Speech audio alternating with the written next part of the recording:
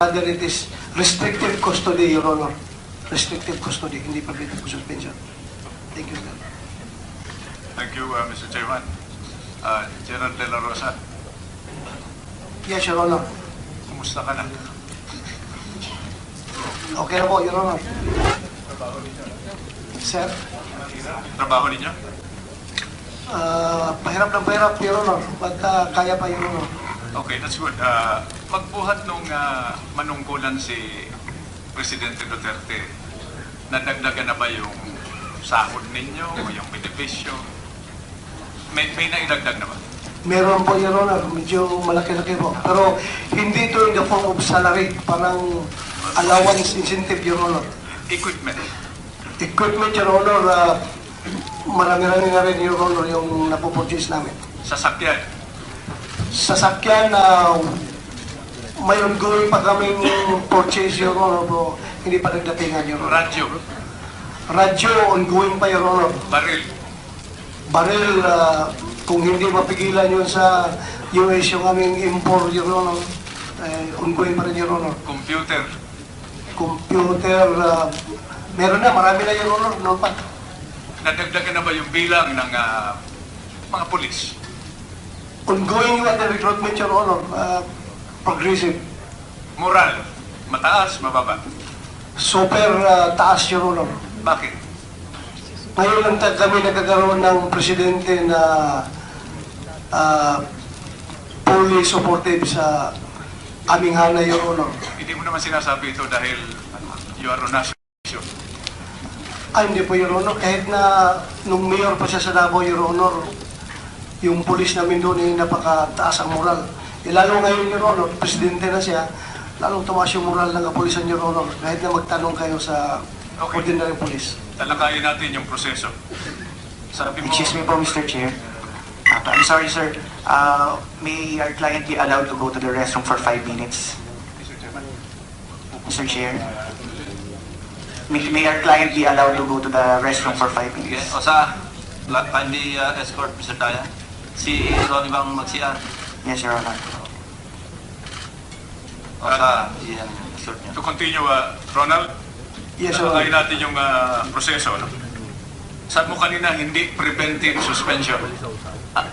Yes, Your Honor. Ano yung tawag mo? Restrictive custody, Your Honor. Restrictive custody.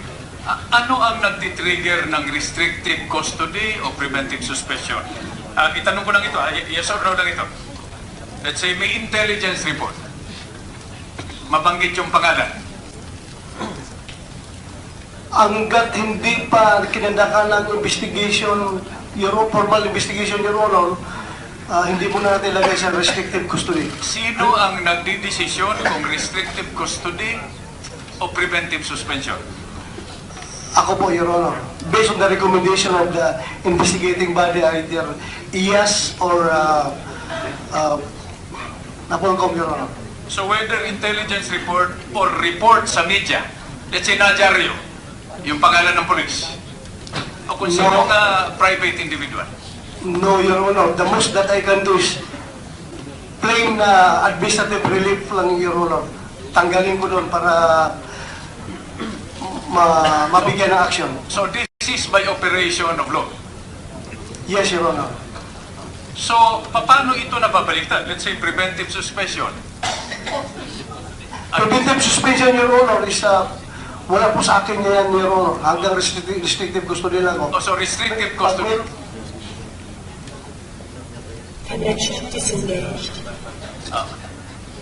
Sino ang pwedeng bumaliktad ng restrictive custody? Ako rin, Your Honor. Ikaw lang, Yes, Your Honor. Presidente ng Pilipinas. Pwede, Your Honor. Oh, so tusang cash. Pwede, Okay. Your Honor. Yung testigo, yung nagbanggit ng pangalan, whether sa intelligence report or sa media report, protektado naman sila. Yes, Your Honor. If they're willing to voluntarily submit themselves for our custody para maprotektahan sila, then we'll do it. So Your Honor. kailangan makustody muna. Yes, Your Honor. Habang hindi nasa custody, We cannot provide protection, Your Honor. that is by law also. Sa akin, Your Honor. That is also by operation of law. Yes, Your Honor. Okay. Punta tayo meron ba ritong NAPOLCOM or DILG?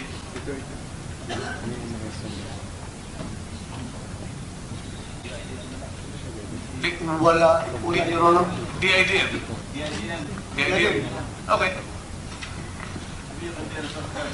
Oh, resource person lang, ah. Can you sit down?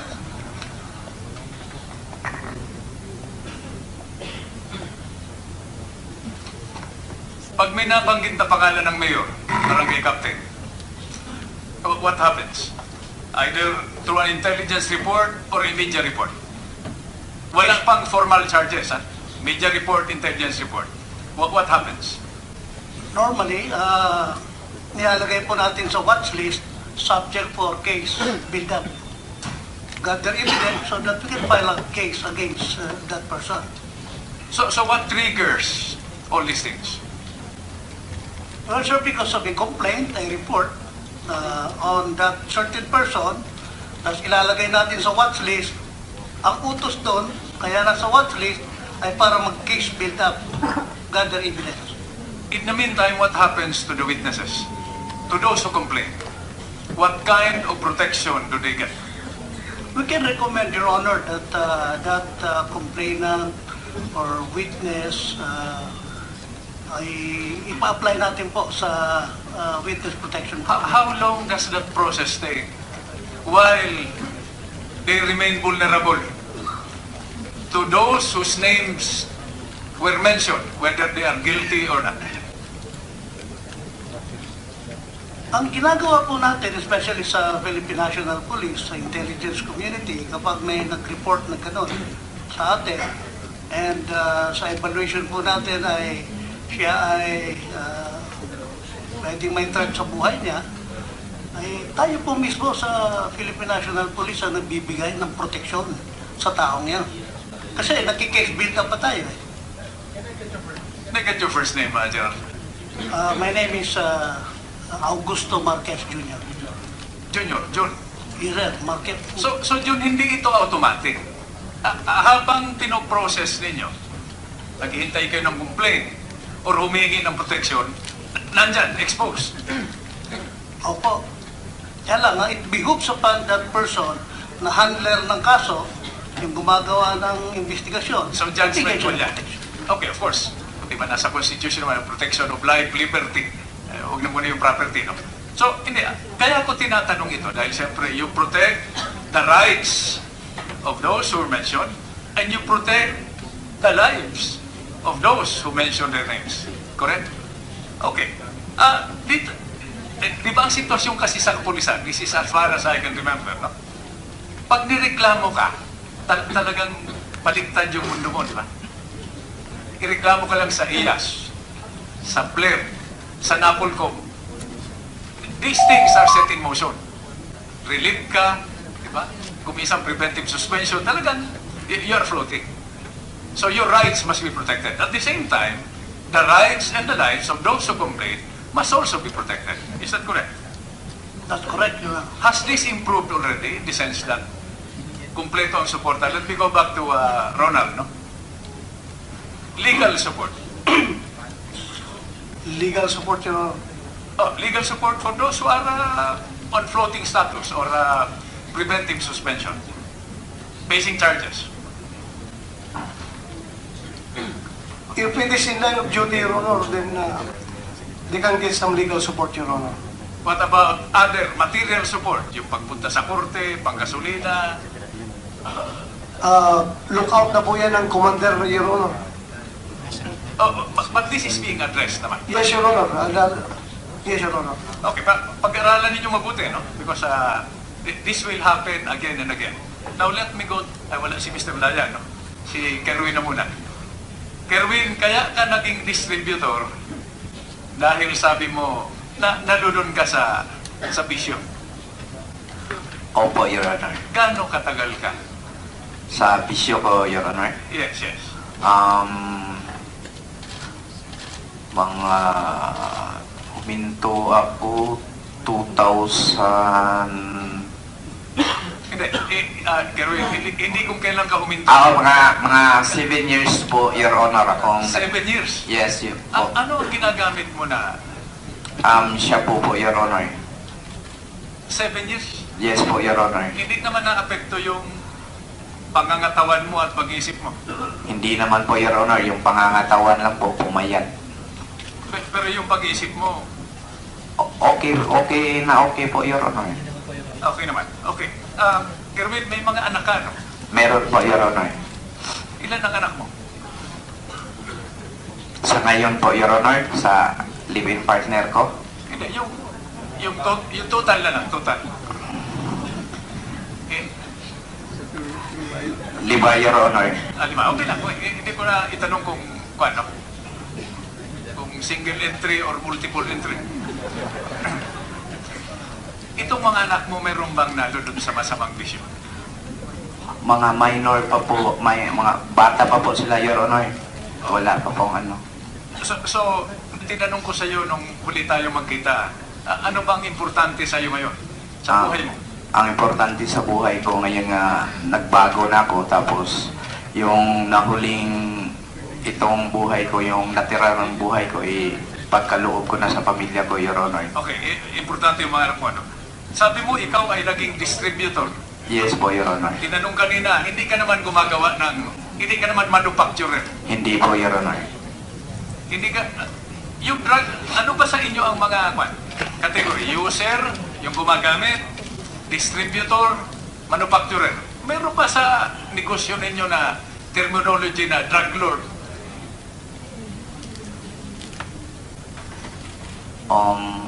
Meron po, Your Honor. Ikaw ba ay bilang distributor, maituturing mo yung sarili mo drug lord? Hindi po, Your Honor. Anyway, bago ako pumunta kay Mr. Daya, no, last set of questions. Importante rito, Kerwin, na magsabi ka ng totoo dahil sabi mo, importante na sa iyo na may pagbabago, no? Okay. May bago ninyo yung pangalan ng nasira mong tatay. Tama? Opo, Your Honor. Okay. Mr. Daya, Ronnie, Yes, sir. alam mo ba kung bakit ka nandito? Sir Tunasan. Are you okay? Okay na yung blood pressure mo? Okay na po, sir. Bumaba na? Thank you, Sir Tunasan. Thank you, Mr. Chairman.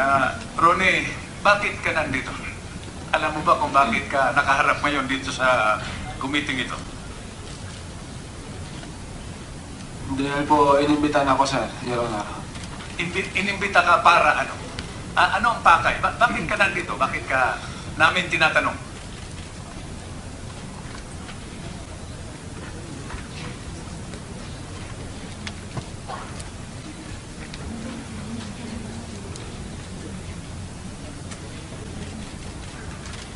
Hindi po ko po alam, sir.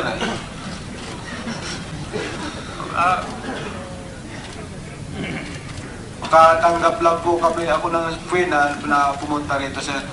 Na pumunta dito? Okay. Sabihin mo lang kung oo o hindi, o sang-ayon ka o hindi, no? Nagpunta ka rito para tanungin ka namin at magsabi ka ng totoo. Opo, Your Honor. Ronnie, may mga anak ka ba? Meron po. Ilan? 4 po, sir. Ikaw ba gumagamit ka ng droga? Ay, hindi po, sir. Yung mga anak mo? Wala naman. Wala naman po, sir. Mga bata pa yun. Siguro hindi na ngayon normal yung buhay mo, no? Hindi na po, sir. Ano ang importante ngayon sa buhay mo? Ang importante po, sir, ngayon yung kaligtasan ko sa mga pamilya ko, sir. Yung mga anak mo? Opo. So, sa tingin mo ba itong problema natin sa droga, problema talaga ito ng lahat ng buong lipunan natin? Opo, sir. So, tutulong ka para sugpuin ito. Opo, sir. Paano ka tutulong? Sa abot ng aking makakaya, sir. Sa pagsabi ng totoo. Opo. Okay, sa korte mangyayari ito at sa susunod na investigasyon, no? Pero, importante na magtugma yung salaysay mo rito dahil may konting pagkakaiba yung sinabi ni Kerwin at sa Alam mo, pagka ang politiko pumunta ron, mga panya, sinabi mo doon sa Kongreso, no? So, uulitin ko na lang para malinawan, no? Hindi mo kilala si Kerwin.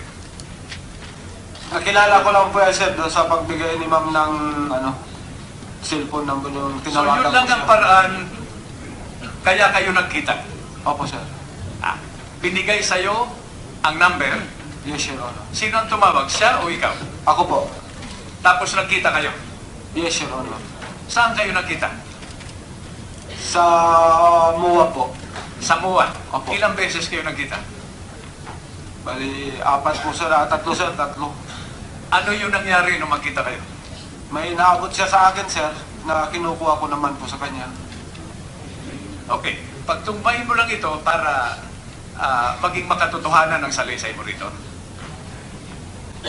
Salamat, Ronnie. Thank you, Mr. Chairman.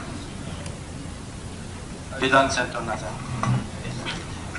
I-porso ko lang tanong kanina ni Senator Nasa. Before I recognize Senator Pam, kasi sa House Prop, alam mo, nanood din ako dun eh.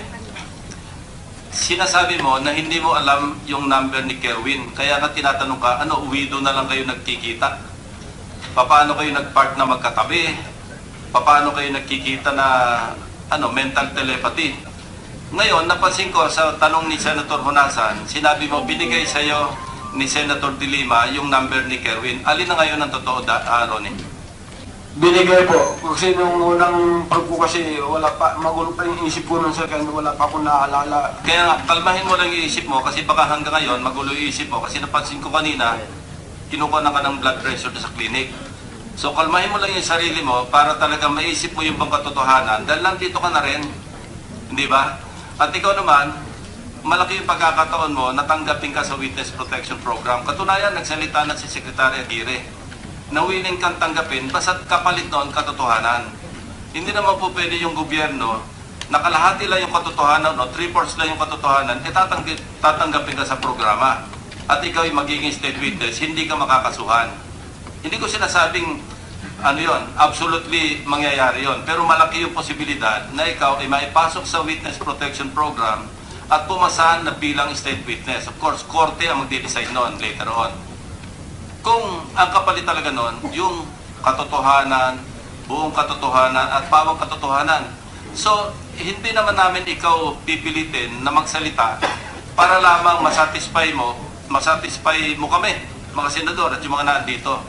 Talagang dapat manggagaling yan, bukol talaga sa loob mo, pilitin mong alalahanin lahat, maalala yung mga nakalimutan mo nun dahil magulo yung isip mo, sabi mo.